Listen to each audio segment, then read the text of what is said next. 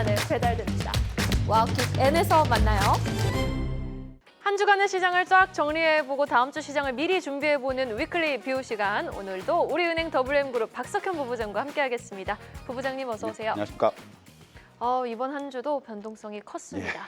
일단 11월의 마지막 거래일이었으니 쫙 정리를 해보자면 한 주는 주간으로는 일단 반등에는 성공을 해줬지만 월간으로는 3개월 만에 지금 하락장이 나왔던 맞습니다. 거고 외국인의 매도가 거래소를 향해서 너무 거셌어요. 그렇죠. 좀 정리를 해주실까요? 11월 들어서 지금 첫 주에 내리고 둘째 주 오르고 그다음에 셋째 주 내리고 마지막 네 번째 주 다시 이제 반등을 해서 오르락 내리락 계속 했던 달이 11월 달이었던 것 같고요. 내릴 달 조금 더 많이 내렸기 때문에 월간으로는 한 마이너스 4% 이상 코스피가 좀 내렸고요. 3개월 만에 하락이기도 하고 그다음에 월간 하락 기준으로는 올해 들어서 가장 큰 폭의 하락을 좀 기록을 했다라고 봐야 될 것 같습니다. 코스닥은 반면에 오늘 좀 오르면서 월간 기준으로는 1%가량 올랐고요. 3개월 연속 상승을 기록했기 때문에 상대적으로는 코스닥 시장의 관심이 조금 더 높아지지 않았나라고 볼 수 있을 것 같고요. 가장 큰 원인은 아무래도 코스피가 10월 달에 한 달 동안 20%가 올랐기 때문에 이 차익 실현 매물이 좀 증가한 부분이 있고 그리고 AI 투자 버블 논란 그리고 연준 통화 정책에 대한 불확실성 이런 부분들이 주가를 좀 끌어내린 요인으로 작동을 했다라고 볼 수 있을 것 같고 그리고 무엇보다도 11월 달에 외국인이 거의 한 15조 원 가까이 코스피 시장에서 순매도를 기록을 했는데 이게 월간 기준으로는 사상 최대이기 때문에 이런 부분들이 수급적인 부담 요인으로 작동을 했다라고 봐야 될 것 같고요. 다만 이제 월 후반에 들어오면서 12월 FOMC 금리 인하 기대감이 다시 살아나고 있기 때문에 이런 부분들은 11월 장이 좀 마감이 되면서 어느 정도는 투자 심리 불안정성을 조금 회복시켜주는 요인으로 작동을 하고 있다라고 봐야 될 것 같습니다. 네, 알겠습니다. 그렇다면 이 외국인의 대규모 순매도 행진이라고 하기도 좀 무색해요. 대규모 순매도 모습이 12월에도 좀 이어질지 아니면 좀 일단락될지 여부가 가장 키가 될 것 같은데 어떻게 예상하고 계십니까? 일단락까지 보기는 좀 빠른 감이 있습니다. 오늘도 한 2조 원을 매도를 했기 때문에. 네. 근데 외국인 매도의 원인은 아무래도 올해 우리나라 시장의 70% 가까이 그 이상까지 오르기도 했기 때문에 다른 주요국 시장과 비교해서는 차이가 많이 났거든요. 그러니까 흔히 이제 부클로징이라고 얘기를 하게 되는데 일단 연간 어떤 전체적인 수익 확정 심리에서 외국인 매도가 좀 나오고 있다라고 봐야 될 것 같고요. 다만 이제 매도 규모가 너무 크죠. 그러니까 월간 순매도가 가장 컸던 때가 2020년 3월 달, 그러니까 코로나 사태가 터졌을 때 그때 12조 5천억 원을 순매도를 기록한 이후에 그러니까 이번 달 가장 큰 폭의 순매도를 기록을 했고 다만 주가가 많이 올랐지 않습니까? 외국인 매도가 상당히 규모는 크긴 했지만 주가가 많이 올라서 매도 규모가 같이 늘어났다라고 보는 게 좀 맞지 않을까라고 볼 수 있을 것 같고요.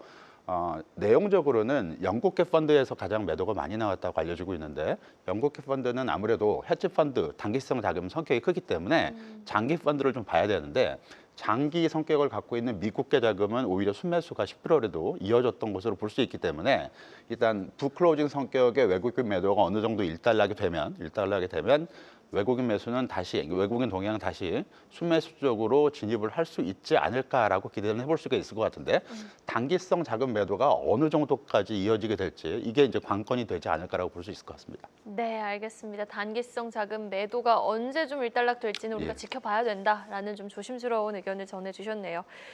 자, 그럼 다음 주 시장 이제 좀 미리 짚어볼 텐데 주요 일정들 한번 정리를 해보도록 하겠습니다. 확실히 엔비디아 실적 발표하고 그때보다는 이제 사이즈가 많이 작아진 것 같은데 그래도 중요합니다. 일단 1일이 되면은 이제 다리 바뀌니 수출입 데이터가 발표가 되겠고요. 월요일 날. 그리고 미국의 각각 경제 지표들 여기에다가 바이오 학회들이 좀 예정되어 있는 것 같아요. 어떤 일정 좀 주목하고 계십니까? 아무래도 한국 쪽 일정 중에 이제 수출입 동향이 좀 관심을 가져볼 수 있을 것 같고 그리고 또 연준 QT가 공식적으로 12월 1일부터 종료가 되기 때문에 이 부분도 좀 관심을 갖고 지켜볼 필요성은 좀 있을 것 같습니다. 네, 그러면 수출입 데이터 역시나 이번에도 좀 반도체와 자동차를 중심으로 좀 긍정적인 숫자 기대해 봄직할까요? 숫자 자체는 괜찮을 것 같습니다. 월간 수출 실적이 9월 달에 650억 달러로 월간 기준 사상 최대를 기록한 바 있는데 네, 맞습니다. 10월 달에 이제 조업일수가 줄어들면서 이게 600억 달러 밑으로 내려갔고요. 추석이 껴있었습니다. 맞습니다. 11월에는 다시 600억 달러를 좀 회복하지 않을까라고 기대를 해볼 수가 있을 것 같고 조업일수가 11월에도 다소 좀 모자라긴 합니다. 전년 동월 대비 지난해 11월, 그렇습니까? 지난해 11월보다 하루 정도가 적기 때문에 월간 수출 한 600억 달러도 상당히 좋은 실적이다라고 봐야 될 것 같고요. 일평균 수출 증가율로는 전년 동월 대비 두 자릿수 증가가 10월에도 11월에도 2개월 연속 이어질 걸로 예상을 하고 있기 때문에 역시 수출 경기는 뭐 좋다라고 말씀을 드릴 수 있을 것 같고, 다만 이 수출 경기 좋은 부분이 거의 반도체에 지금 집중이 되고 있다라고 봐야 될 것 같고요.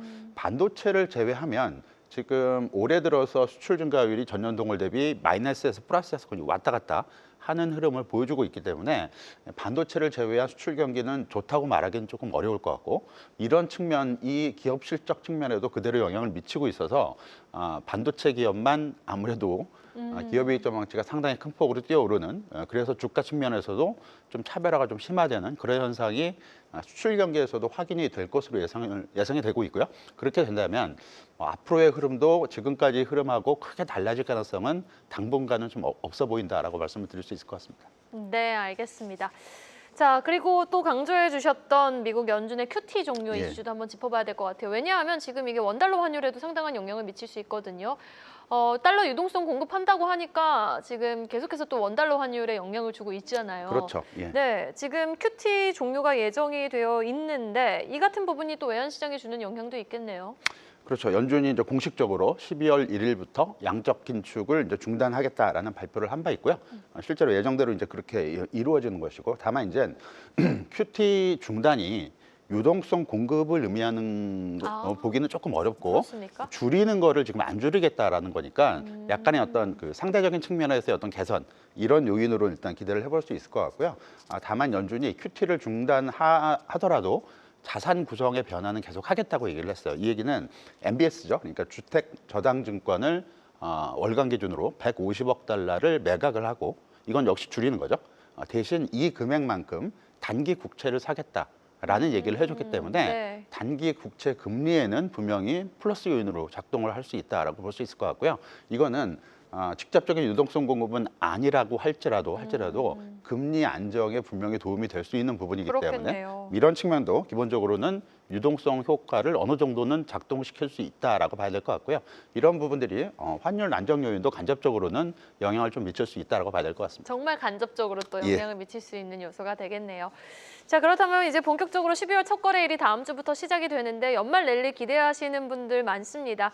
그런데 사실 변곡점은 FOMC 회의인 그렇죠. 것 같아요. 그 전까지는 또 여전히 관망세가 깃든 시장 다음 주에 연출될까요? 어떻게 보세요? 아무래도 이제 FOMC 회의가 9일, 10일 이틀간 열리고요. 한국 시간으로는 이제 11일 새벽에 이제 결과가 발표가 되게 되는데 상당히 기추가 주목이 되고 있고요. 특히 금리를 인하할 것이냐 아니면 동결할 것이냐 이 부분도 상당히 관심이 가긴 하지만 12월 FOMC 특성상 내년도 점도표가 이제 그게 어떻게 더 발표가 중요하죠. 될지, 그리고 이번에 금리를 동결하더라도 내년도 점도표를 상당 부분 추가 금리 인하의 여지를 남겨두게 되면 금리 동결에 따른 불확실성은 상당 부분 진정이 될 수 있다라고 봐야 될 것 같고요.